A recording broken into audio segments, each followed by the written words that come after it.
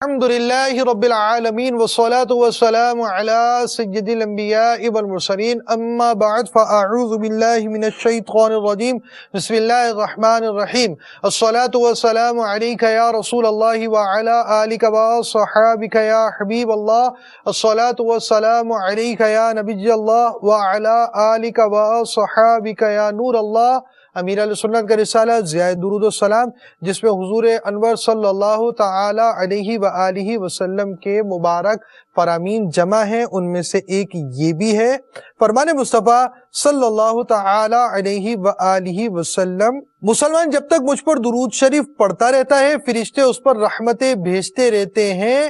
اب بندے کی مرضی ہے کم پڑھے یا زیادہ۔ صلو علی الحبیب صلی اللہ تعالی علی محمد۔ نیت المؤمن خیر من عملہ، مومن کی نیت اس کے عمل سے بہتر ہے۔ اچھی نیتیں کر کر سلسلے میں داخل رہیے، اللہ تعالیٰ کی رضا پانے اور علم دین حاصل کرنے کی نیت اور آداب علم دین کو ملحوظ خاطر رکھنے کا ذہن رکھیے۔ صلو علی الحبیب صلی اللہ تعالی علی محمد۔ اسلام کی بنیادی باتوں پر ہمارا موضوع چل رہا تھا، اور بعض افراد اللہ تعالیٰ کے بیان کردہ احکام کے معاملے میں بہت ساری باتیں بول دیتے ہیں جو نہیں بولنی ہوتی۔ ان پر کیا حکم ہوتا ہے، کیا چیزیں ہوتی ہیں، وہ آپ مدنی گلدستوں میں پچھلا سلسلہ اگر دیکھ چکے ہوں گے تو آپ دیکھ چکے ہیں۔ فیضان مدنی مذاکرہ سے اسلام کی بنیادی باتوں کا آج جو ہم آپ کو مدنی گلدستہ سب سے پہلے دکھانے کے لیے جا رہے ہیں وہ یہ ہے کہ بعض باتیں ایسی ہوتی ہیں جس پر حکم کفر ہوتا ہے، تو کفر کا حکم کون لگا سکتا ہے؟ آئیے دیکھتے ہیں۔ اگر کوئی شخص کفری کلمات بولتا ہے اور اس کو علم نہیں کہ میں نے یہ کفری جملہ بول دیا ہے، اب اس پر کیا حکم لگے گا؟ کفری کلمات کی دو قسمیں ہیں، اور یہ بہت تفصیلی سوال ہے اور بہت ٹف سوال ہے۔ اب اس میں ایک ہوتا ہے لزوم کفر، دوسرا ہوتا ہے التزام کفر۔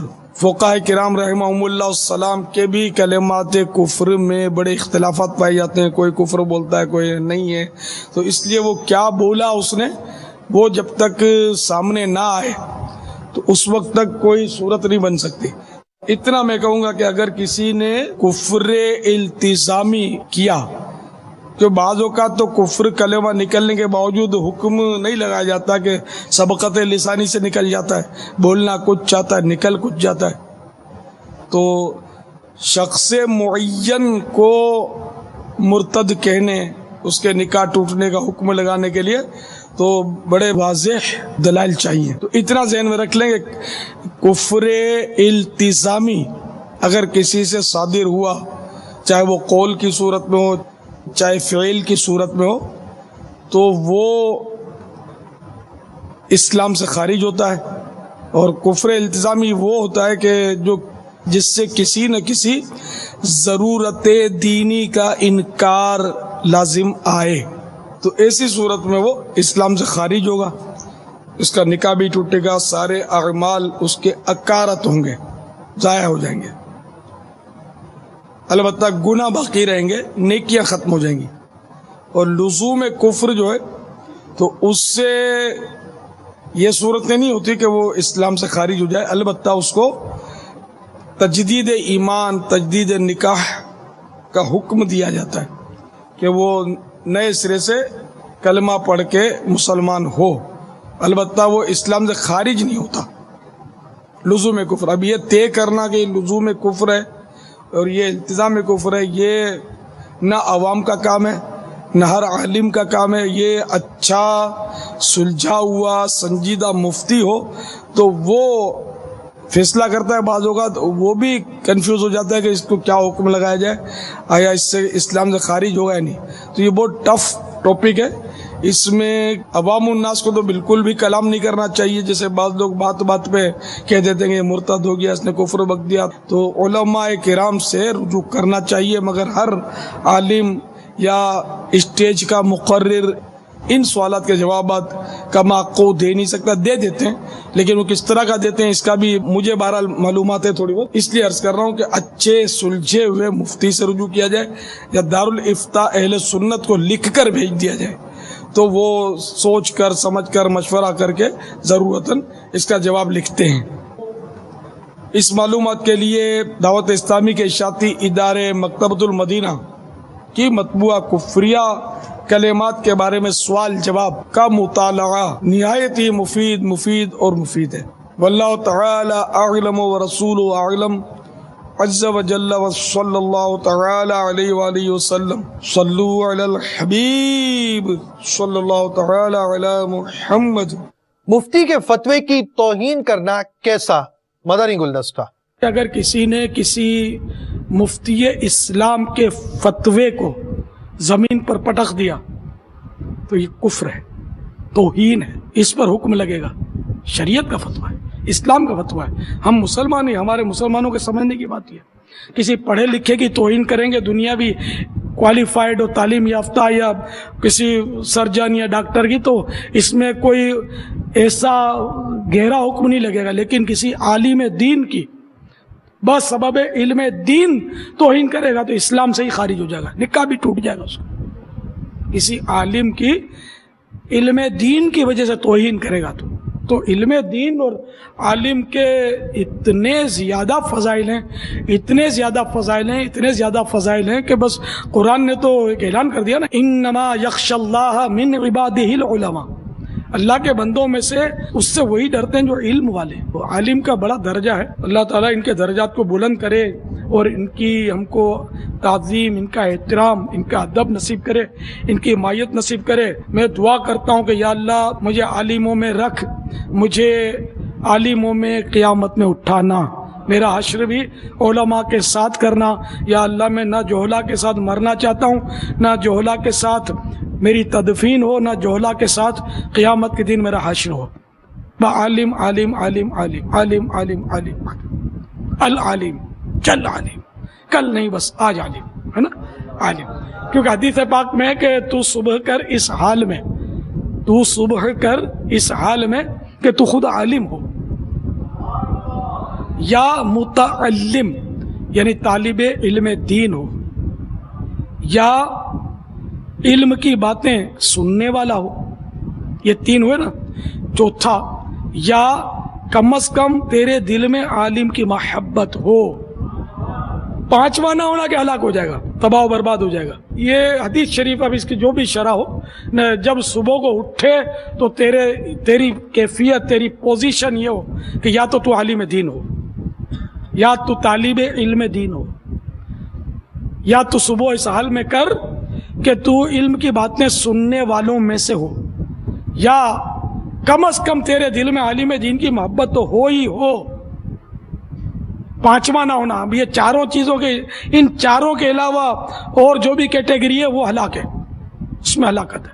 تو یہاں تو عالم کی نفرت لے کر سوتے ہیں، عالم کی نفرت لے کر گھومتے ہیں، عالم کی مخالفت کر کے جیتے ہیں، عالم کی نفرت لے کر سوتے ہیں، اور صبح اٹھتے ہیں تو عالموں کو گالیاں دے رہے ہوتے ہیں جب ہوش آتا ہے. تو ایسے لوگ یہاں پائے جاتے ہیں، معاذ اللہ ثم معاذ اللہ. عالم کا کردار جیسے بھی ہو، عالم با عمل کا درجہ بہت بڑا ہے، لیکن عالم بے عمل کا بھی درجہ جو ہے نا وہ جاہلوں سے بڑا ہے. اس لیے کہ کم از کم یہ علم دین کی تو نعمت اس کو ملی ہوئی ہے.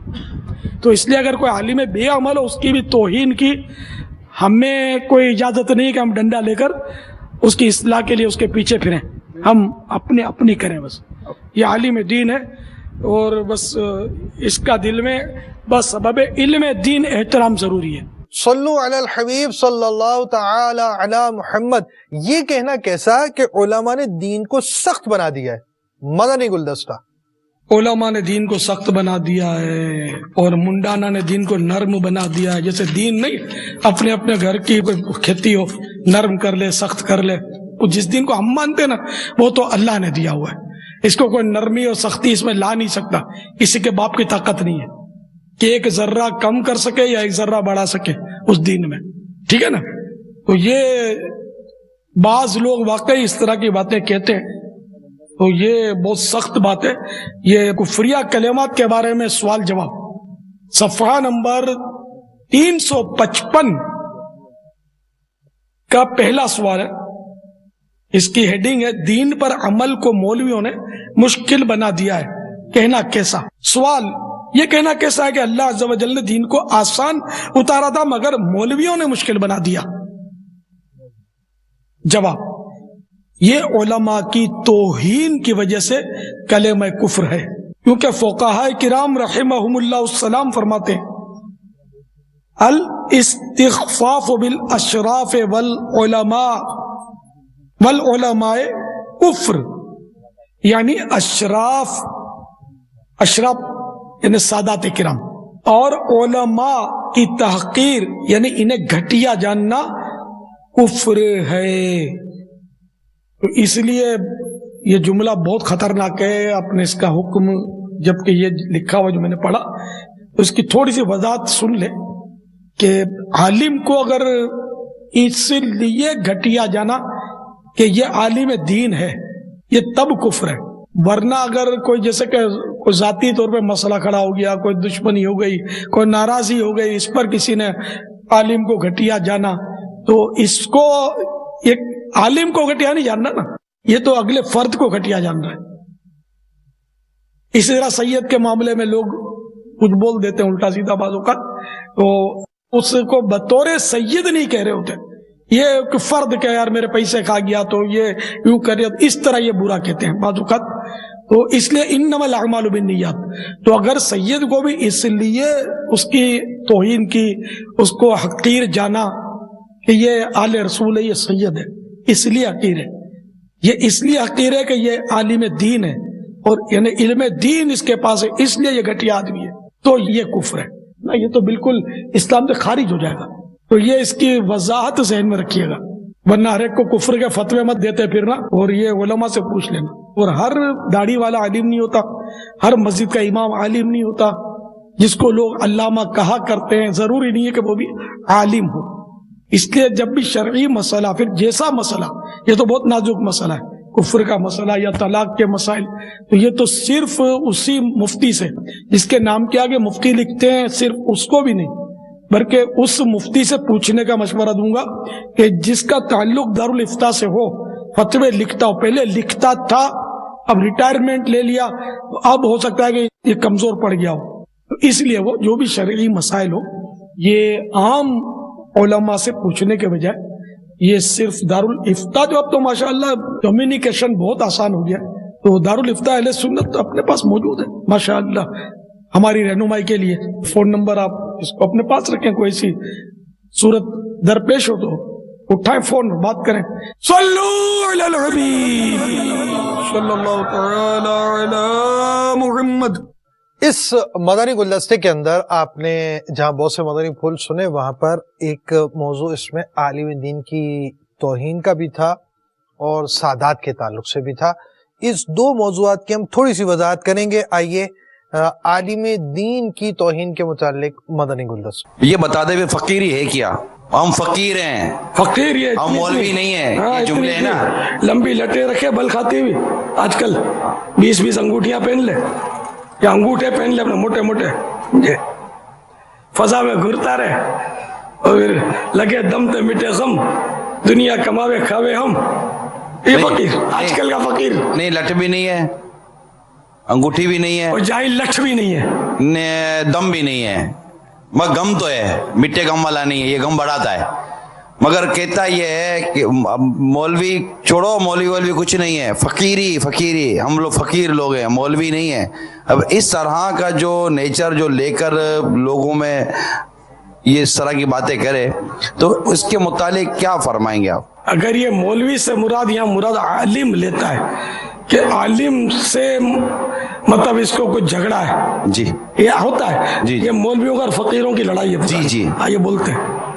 اگر اس سے مراد علماء ہوتے ہیں، عام طور پہ علماء مراد ہے بڑا خوفناک اور یہ کفر تک لے جانے والے نظریات ہیں کہ نعوذ باللہ عالم کی توہین بسبب علم دین کرتا ہے تب تو صریح کافر ہے، اور اگر بسبب علم دین توہین نہیں کرتا اور ویسے ہی اس کو اس سے عداوت ہے عالم سے، تب بھی اس کا خاتمہ برا ہونے کا خوف ہے۔ اعلی حضرت نے لکھا ہے کہ بلا وجہ کی اگر اس سے دشمنی رکھتا ہے عالم سے، جب عالم برا، نعوذ باللہ، آپ سوچو صحیح، عابد ہونا، عبادت گزار ہونا یہ اللہ کی صفت نہیں ہے، عالم ہونا اللہ کی صفت ہے۔ پھر ہر نبی अपनी उम्मत में सबसे बड़ा आलिम, जितने भी नबी गुजरे, इनकी जो जो उम्मतें थी, इनमें ये सबसे आलिम यानी कि सबसे बड़े आलिम होते थे। और मेरे आका मदीने वाले मुस्तफा सल्लल्लाहु तआला अलैहि वसल्लम चूंकि सारे नबियों के सरदार हैं, तो ये सारी मखलूक और सारे नबियों से भी बड़े आलिम हैं।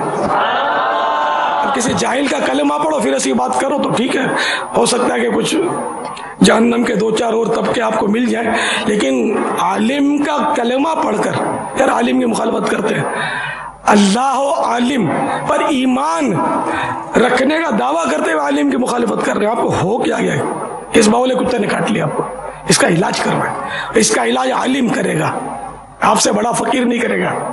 ये तो इस तरह के बाद फुकरा की फकीरों की बात है, वरना फकीर कोई बुरी चीज नहीं है। फकीर एक तरह से आजिजी का लफ्ज भी है, जैसे उलमा अपने आप को फकीर हकीर वगैरह लिखते फरमाते हैं, तो ये आजिजी फरमाते हैं। दूसरे के अहलुल्लाह को भी फकीर कहते हैं। सल्लू अलल हबीब सल्लल्लाहु तआला अला मुहम्मद। मदनी चैनल के नाज़रीन, आपने आलिम दीन की तौहीन के हवाले से मदनी गुलदस्ता सुना, मदनी फूल सुने कि इससे कितनी हलाकत खेजियां इस चीज की, और सैयद से नफरत करना कैसा। मदनी गुलदस्ता देखिए। कुफरिया कलेमात के बारे में सवाल जवाब, दावत इस्लामी के इरशादी इदारे मकतूब मदीना की मुनफरिद किताब, तकरीबन 692 सफ़ात, सफ़ा नंबर 286 पर से सवाल जवाब अर्ज करता हूँ। जो बज़ाहिर नेक नमाजी हो मगर बिला वजह सैयदों से चिढ़ता हो, उसके लिए क्या हुक्म है? जवाब, ऐसा शख्स जहन्नम का हकदार है। चुनाचे तवील हदीस पाक में यह भी है कि अगर कोई शख्स बैतुल्लाह शरीफ के एक कोने और मकाम इब्राहिम के दरमियान जाए और नमाज पढ़े और रोजे रखे और फिर वो अहले बैत की दुश्मनी पर मर जाए तो वो जहन्नम में जाएगा। अब 287 सफा। क्या ये दुरुस्त है कि सैयद से बिला वजह हसद करने वाले हौज़े कौसर से हटा दिए जाएंगे? जवाब, जी हाँ, एक रिवायत से यही मुस्तफाद। चुनांचे अमीरुल मोमिनीन हजरत मौला मुश्किल कुशा अलीउल मुर्तजा शेर खुदा करमल्लाहु तआला वजहुल करीम का फरमाने अजीम है, हमसे बुग़्ज़ मत रखना कि रसूल पाक साहिब लौलाक सय्याह अफलाक सल्लल्लाहु तआला अलैहि वसल्लम ने फरमाया, जो शख्स हमसे बुग़्ज़ या हसद करेगा उसे क़ियामत के दिन हौज़े कौसर से आग के चाबुकों से दूर किया जाएगा। वल्लाहु तआला अअलम व रसूलुहु अअलम अज़्ज़ा व जल्ला व सल्लल्लाहु तआला अलैहि वसल्लम। सल्लू अलल हबीब सल्लल्लाहु तआला अला मुहम्मद। मदनी चैनल के नाज़रीन, आपने बहुत से मदनी गुलदस्ते देखे और ये हमारा मौज़ू चल ही रहा है। असल चीज़ इसमें ये है कि हमें खौफ़े आखिरत, ईमान की हिफाजत का जब तक जहन और जज्बा हम नहीं पाएंगे उस वक्त तक हम इसकी तरफ राग़िब सही तरह हो नहीं पाएंगे। तो लिहाजा मदनी मुज़ाकरों के अंदर देखने का इसका मामूल भी होना चाहिए, इज्तिमाई तौर पर भी देखना चाहिए। जो इस्लामी भाई होते हैं उनके जो 12 मदनी कामों में से एक मदनी काम है, इसकी तरकीब होनी चाहिए। साथ आप मदनी मुज़ाकरे की ये बात भी समझिए कि मदनी मुज़ाकरे में अगर अहकाम बयान किए जाते हैं तो उसकी अहमियत भी बयान की जाती है, और ऐसे मदनी फूल भी होते हैं कि जिसके ज़रिए बंदा इस पर अमल की तरफ राग़िब होता है। फ़िक्र आखिरत का जहन बनाने, ईमान की फ़िक्र को पैदा करने का हमें जहन बनाना चाहिए, और मदनी मुज़ाकरों से इसकी सोच भी मिलती है। आइए आपको एक मदनी गुलदस्ता दिखाते हैं। देखा यह जाता है कि इस तरफ तवज्जो कम रह गई है। ईमान की सलामती के हवाले से अगर ऐसा कि अगर हम रोज सोचेंगे कि हमने पूरे दिन में एक बार भी ईमान की सलामती के बारे में गौर किया या नहीं किया, तो शायद एक तादाद है कि जिसके लिए सवाल भी शायद नया होगा।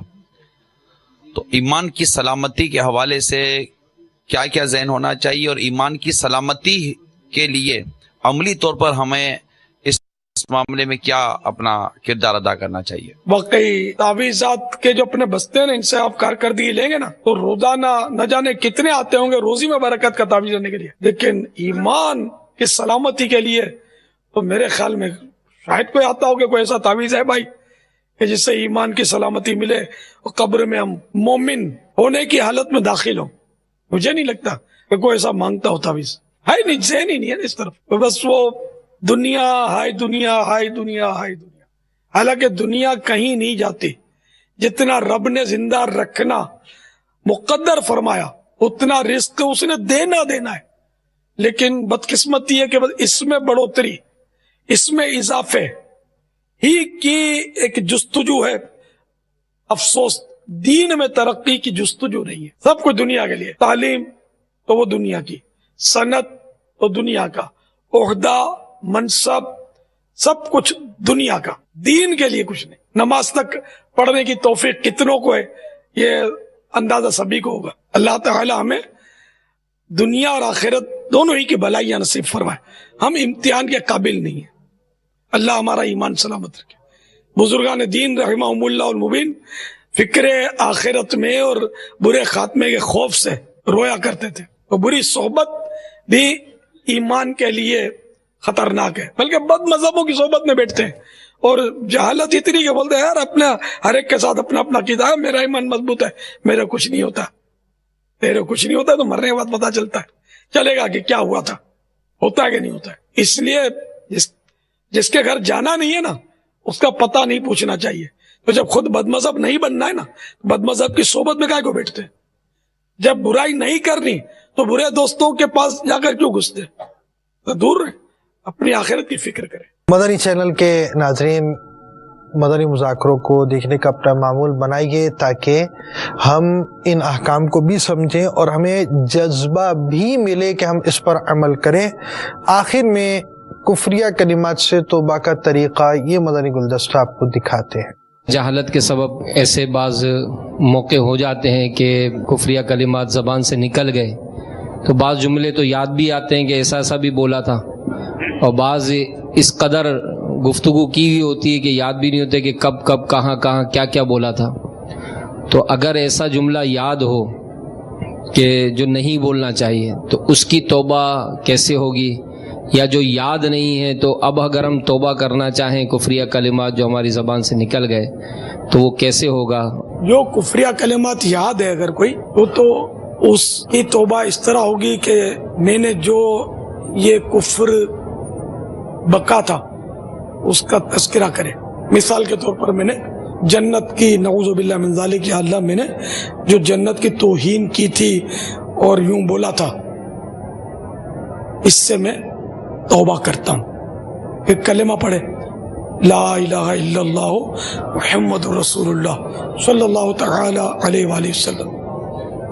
یہ توبہ ہو گئی. جب یہ کفر کو کفر سمجھے گا تو ہاں، اگر کفر نہیں سمجھتا تو پھر توبہ بیکار ہے. جو کفر ہے اس کو کفر سمجھنا ضروری ہے، شرط ہے.